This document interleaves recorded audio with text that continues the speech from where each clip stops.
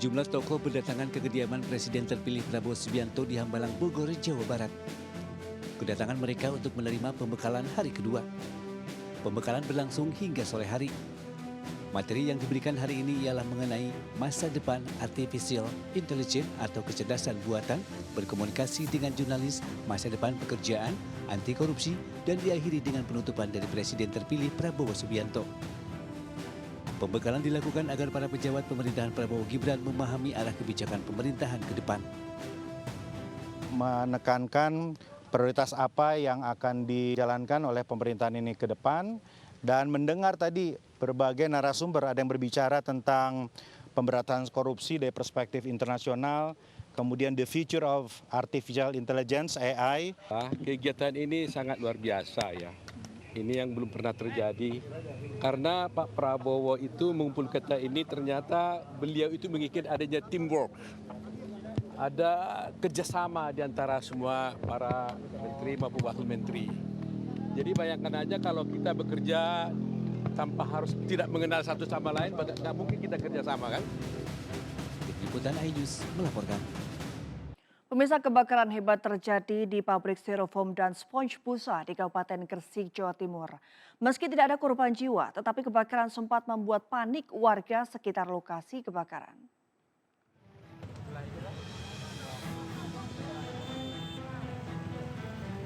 Kebakaran melanda pabrik styrofoam dan spons busa di Jalan Kepatihan Mengganti, Kabupaten Gresik. Kobaran api disertai suara ledakan membuat panik warga sekitar yang rumahnya berada di sekitar pabrik. Kuatnya hembusan angin dan material mudah terbakar di dalam pabrik membuat api dengan cepat menyebar, menghanguskan bangunan di sekitarnya.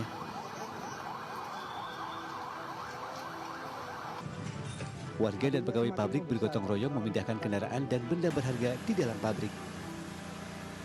Api diduga berasal dari salah satu gudang pemotongan spons. Api berhasil dipadamkan setelah tim damkar gabungan berjibaku memadamkan api selama lebih dari 5 jam. Kebakaran menimbulkan kerugian mencapai puluhan miliar rupiah karena sebagian besar gudang berisi bahan baku dan mesin produksi ludes terbakar. Dari Gresik, Agus Ismanto, iNews melaporkan. Pemirsa, kebakaran di Grogol, Petamburan, Jakarta Barat pada Kamis pagi menelan korban jiwa. Seorang pria penghuni kos ditemukan tewas di dalam kamar mandi dalam kondisi mengenaskan.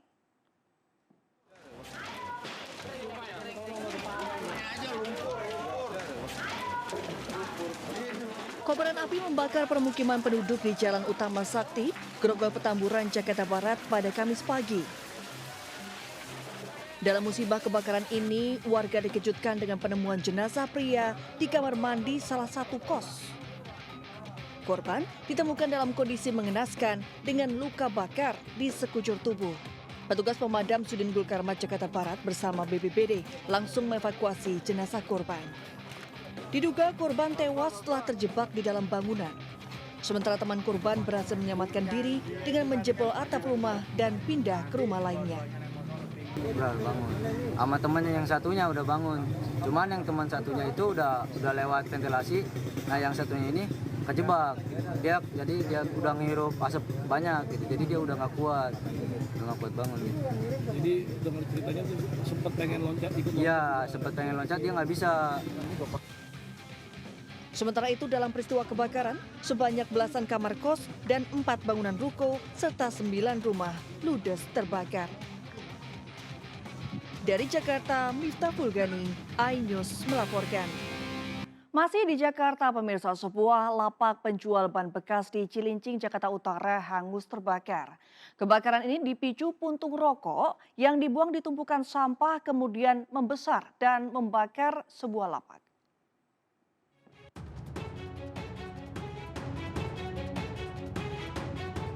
Diduga akibat puntung rokok yang dibuang di tumpukan sampah, sebuah lapak penjual ban bekas dan sejumlah kandang kambing di Cilincing, Jakarta Utara hangus terbakar. Banyaknya bahan yang mudah terbakar di dalam lapak membuat api sulit dipadamkan petugas pemadam kebakaran Jakarta Utara. Petugas pemadam kebakaran harus bergerak cepat karena lokasi kebakaran tak jauh dari pabrik dan pemukiman warga. Api dapat dipadamkan setelah 8 unit mobil pemadam kebakaran tiba di lokasi dan memadamkan api. Di sini ada bahan bekas dan yang lain sebagainya, serta ada kandang kambingnya, namun kambingnya juga sudah selamat. Ada unit mobil juga sudah dikeluarkan, hanya lapak saja dan sampah dan alang-alang. Tidak ada korban jiwa dalam kebakaran ini dan kasusnya ditangani Polsek Cilincing, Jakarta Utara. Dari Jakarta, Sofian Firdaus, iNews melaporkan. Pemirsa, tim SAR gabungan mengerahkan 1 unit helikopter milik Basarnas dalam proses evakuasi puluhan nelayan. Para nelayan terjebak dan tidak bisa kembali ke darat akibat gelombang besar yang memutus jembatan ke dermaga Pasir Besi di Sukabumi, Jawa Barat.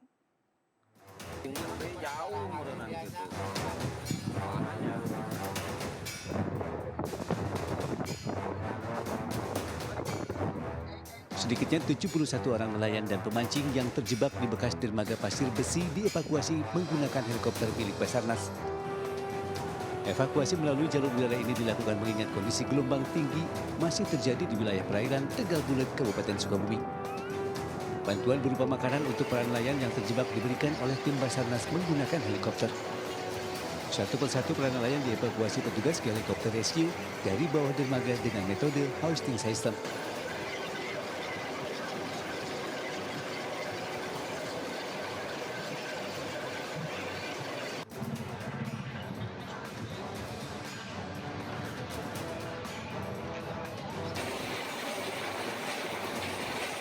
Tim Basarnas hanya mampu mengevakuasi 2 orang dalam setiap evakuasi. Para nelayan tersebut selanjutnya dievakuasi ke Satuan Radar 216 Cibalimbing. Sementara itu kondisi para nelayan setelah 2 hari terjebak masih dalam keadaan sehat. Hanya saja ada sejumlah nelayan yang mulai lemas dan kelelahan. Evakuasi korban sudah berhasil terselamatkan dari 74 orang, 50 sudah kita evakuasi melalui jalur udara, yaitu menggunakan heli, baik heli dari Basarnas maupun heli dari TNI Angkatan Udara. Kemudian 21 melaksanakan evakuasi secara mandiri, sehingga masih ada 2 yang masih dalam pencarian dan 1 yang sudah dinyatakan meninggal dunia. Hingga saat ini proses evakuasi masih dilakukan, 26 nelayan telah berhasil dievakuasi. Dari Sukabumi, Jawa Barat, Budi Setiawan, iNews melaporkan. Pemirsa, 1 dari 2 spesialis pencurian motor berhasil diringkus polisi. Penangkapan pelaku berlangsung dramatis di mana polisi harus turun ke aliran sungai di Jalan Raya Citayam, Kota Depok.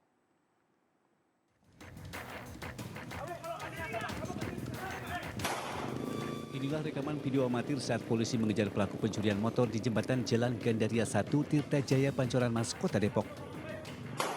Pelaku melompat ke aliran kali saat dikejar. Tak tinggal diam, untuk menghentikan pelarian pelaku, polisi melepaskan tembakan peringatan hingga mengundang perhatian warga sekitar. Petugas pun berhasil meringkus 1 dari 2 pelaku yang bersembunyi di parit aliran kali tersebut.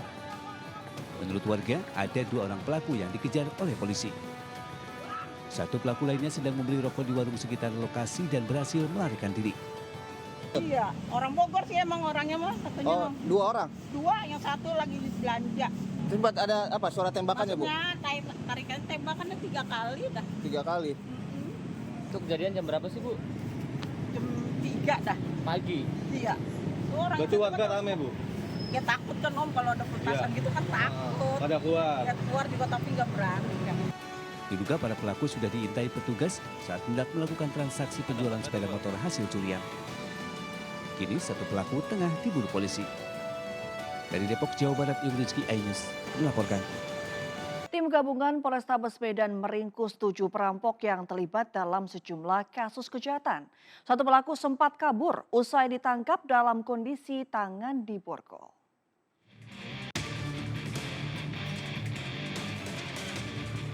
Tujuh perampok ini tercatat bukan kali pertama melakukan tindak kejahatan. Mereka umumnya sudah lebih dari 5 kali melakukan tindak kejahatan dengan beragam modus. Para pelaku umumnya merupakan pencuri sepeda motor yang kerap mengincar sepeda motor korban yang terparkir tanpa kunci pengaman tambahan. Hanya bermodal kunci letter T, pelaku dapat membawa kabur sepeda motor korban hanya dalam waktu kurang dari 10 detik. Salah satu rekaman CCTV bukti para pelaku melancarkan aksinya. Selain menggasap sepeda motor, pelaku lain juga mengambil handphone penjaga warung internet.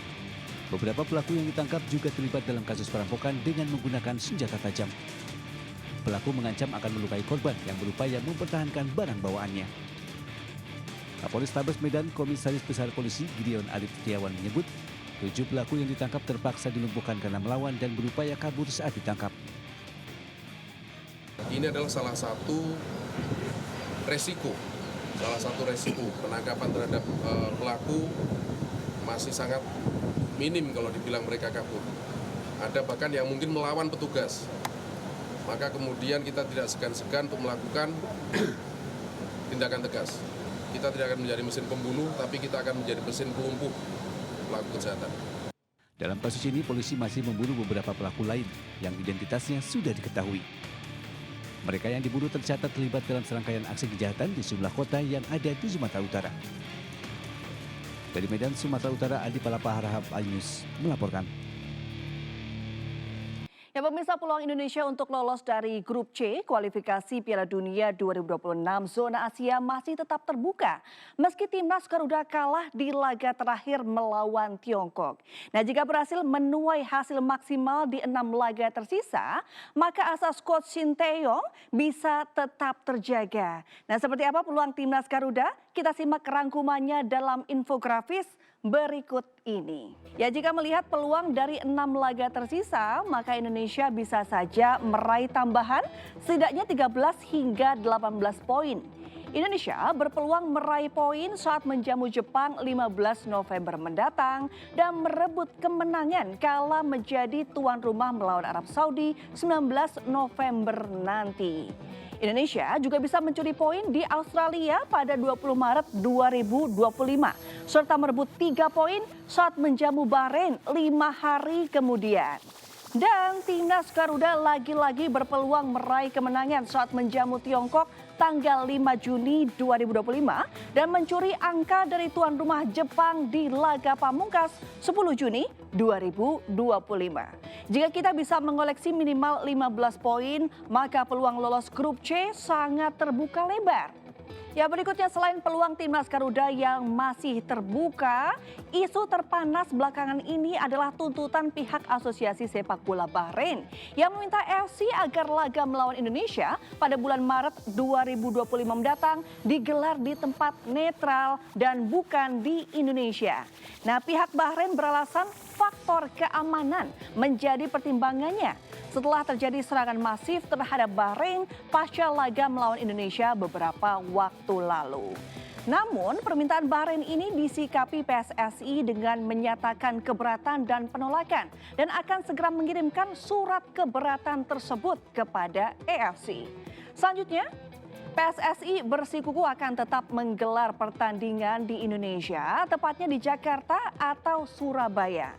Nah, jika tetap menolak bermain di Indonesia, maka Bahrain bisa saja dianggap mengundurkan diri oleh AFC. Pasalnya kasus ini pernah dialami klub India Mohun Bagan di AFC Champions League 2 yang menolak bermain di Iran dengan alasan keamanan hingga akhirnya dinyatakan mundur oleh AFC.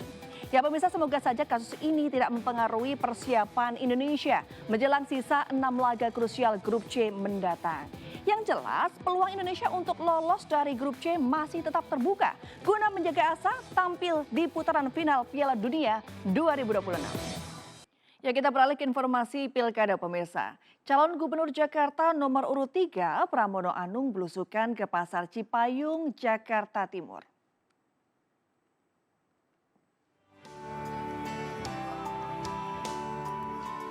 Pramono Anung belusukan ke Pasar Muncul, Cipayung, Jakarta Timur. Belanja masalah terkait keluhan para pedagang pasar.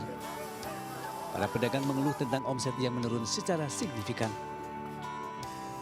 Pramono mengatakan jika terpilih akan menciptakan terobosan baru untuk meningkatkan UMKM, terutama kesejahteraan pedagang pasar.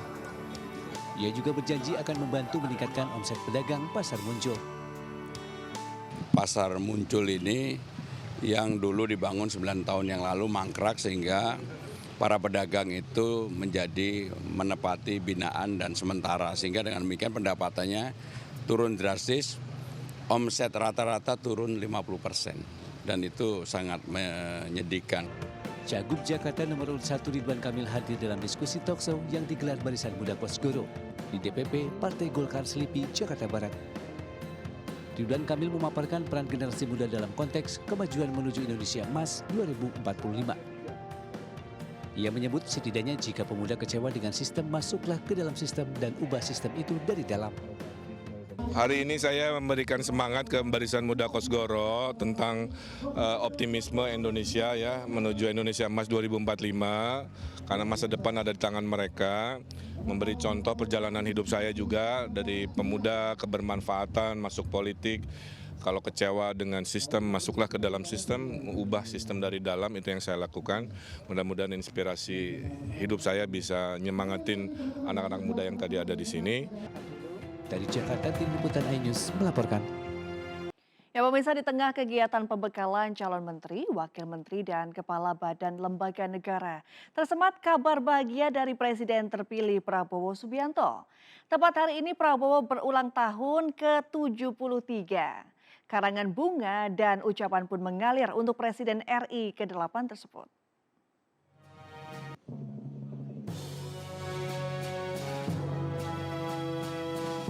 Barisan karangan bunga berisi ucapan selamat ulang tahun ke-73 untuk Presiden terpilih Prabowo Subianto berjejer di kediaman Prabowo Subianto, yakni di Padepokan Garuda Yaksa di Hambalang, Bogor, Jawa Barat. Karangan bunga ini diberikan sejumlah instansi dan tokoh yang bertuliskan ucapan selamat ulang tahun Pak Prabowo. Bertepatan di hari ulang tahunnya, Prabowo tengah memberi pembekalan terhadap calon wakil menteri. Sejumlah tokoh pun mendoakan Prabowo tetap sehat, bahagia dan kuat dalam menjalankan amanat rakyat. Menariknya, mantan lawan politiknya di Pilpres 2024 Anies Baswedan ucapkan selamat ulang tahun untuk Prabowo. Ucapan diberikan melalui akun media sosialnya. Ucapan selamat juga diberikan oleh para calon menteri kabinet Prabowo Gibran. Ya, tadi saya secara selamat ulang tahun kepada Pak Prabowo yang hari ini bisa kembali bersilaturahmi dan saling berbagi cerita. Yang jelas kuatkan mental. Bapak, terus materinya Pak. Materinya apa Pak? Ya pembekalan aja lah ya terkait kesejahteraan dan pemberantasan korupsi ke depan gitu. Acara dibuka dengan ucapan selamat ulang tahun kepada Bapak Presiden terpilih, dan Presiden secara bergurau menyampaikan bahwa terima kasih semua telah mengingatkan bahwa saya hari ini sudah berusia 73 tahun, kira-kira begitu. Ya. Kenapa Mas Gibran tadi pulang lebih dulu? Saya kurang paham. Ya, surprise ucapan nyanyi selamat ulang tahun. Sebelumnya sebanyak 54 calon wakil menteri dipanggil ke pelataran Garuda Yaksa di Hambalang. Pembekalan tahap kedua ini berlangsung sampai jam 16 sore. Sama seperti hari sebelumnya, pembekalan kepada calon anggota kabinet ini berlangsung secara tertutup dengan berbagai pembahasan. Dari Bogor, Jawa Barat, Tim Liputan iNews melaporkan. Ya, sementara itu pemirsa, pembekalan calon anggota kabinet Prabowo Gibran di Hambalang, Bogor berakhir hari ini. Pembekalan di hari kedua menyajikan materi kerjasama tim, perkembangan AI, dan komitmen anti korupsi. Dan berikut laporan Tim Liputan iNews dari Hambalang. Di Padepokan Garuda Yaksa di kediaman Prabowo Subianto, Hambalang, Bogor, Jawa Barat, ini dilakukan penyuluhan serta pembekalan bagi para calon wakil menteri pada kabinet Prabowo Gibran. Setelah sebelumnya, Prabowo Subianto juga sudah melakukan penyuluhan dan pembekalan terhadap sejumlah calon menteri. Dan di waktu yang bertepatan dengan hari ulang tahun dirinya, 17 Oktober 2024, di usia yang ke-73 tahun, Prabowo Subianto ini memberikan sejumlah pembekalan dan poin-poin penting. Yang pertama, atau juga bagaimana kerjasama antara masing-masing stakeholder dan juga kementerian untuk bisa seirama membangun Indonesia maju. Kemudian juga berkaitan dengan anti korupsi yang juga kemarin satu hari sebelum penyuluhan bagi para calon wakil menteri ini, bagi para calon menteri juga disampaikan sama adalah anti korupsi, di mana mereka diharapkan dan juga diperintahkan untuk bisa berkomitmen memerangi korupsi. Selanjutnya pemirsa adalah berkaitan dengan situasi geopolitik dan juga situasi di dunia saat ini, terutama untuk artificial intelligence atau kecerdasan buatan, di mana kemajuan teknologi ini perlu disikapi dengan positif dan juga perlu adanya penyuluhan-penyuluhan dan bisa seirama dan juga sekata untuk bisa memanfaatkan teknologi AI, karena ini akan berpengaruh terhadap lapangan pekerjaan di masa depan yang tadi juga dibahas dan juga akan berkaitan dengan kesuksesan sebuah negara. Dari timeline Prabowo Subianto berikut adalah untuk penyuluhan dan juga untuk pelantikan presiden akan dilakukan pada tanggal 20 Oktober 2024. Kemudian pada tanggal 21 akan ada pelantikan menteri dan juga wakil menteri. Setelah itu pada tanggal 23 Oktober ini akan ada penyuluhan pembinaan secara militer yang akan dilakukan di Akademi Militer Magelang, Jawa Tengah. Hal tersebut tentunya untuk bisa mengukuhkan semangat dan juga menyelaraskan visi dan juga misi sesuai dengan Kabinet Prabowo Gibran. Dari Bogor, Jawa Barat, Camar Haenda, Eri Nugraha, iNews melaporkan. Ya pemirsa, setelah Presiden Jokowi berpamitan dengan staf Istana Kepresidenan beberapa waktu lalu, hari ini giliran Wakil Presiden Ma'ruf Amin berpamitan. Dalam acara di Istana Wakil Presiden, Ma'ruf Amin menyampaikan akan kembali berkiprah sebagai kiai dan berpolitik.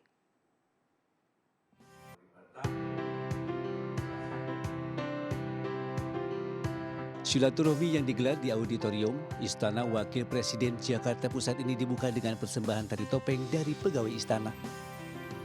Selanjutnya, Kepala Sekretariat Wakil Presiden Erani Yustika memberikan sambutan mengenai kesan dan pesan di hadapan Wapres Ma'ruf dan Ibu Huri.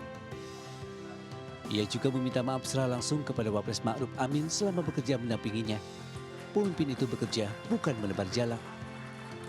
Wapres yang didampingi Ibu Wuri Ma'ruf Amin mengatakan usai menjabat Wapres, ia akan berkiprah sebagai kiai dan kembali ke politik. Hari ini hari silaturahim, sebenarnya perpisahan dengan seluruh staf di kantor Wapres. Saya menilai bahwa kerjasama seluruh staf di kantor Wapres ini berjalan dengan baik. Sehingga semuanya itu bekerja dengan saling membantu, sinergi dan kolaborasi yang baik. Pada kesempatan itu, para pegawai dan media juga memberikan kenang-kenangan untuk Wapres Ma'ruf Amin. Awak media pun telah menyiapkan sebuah lukisan karikatur potret Wapres Ma'ruf Amin sebagai kenang-kenangan. Dari Jakarta, Tim Liputan iNews melaporkan.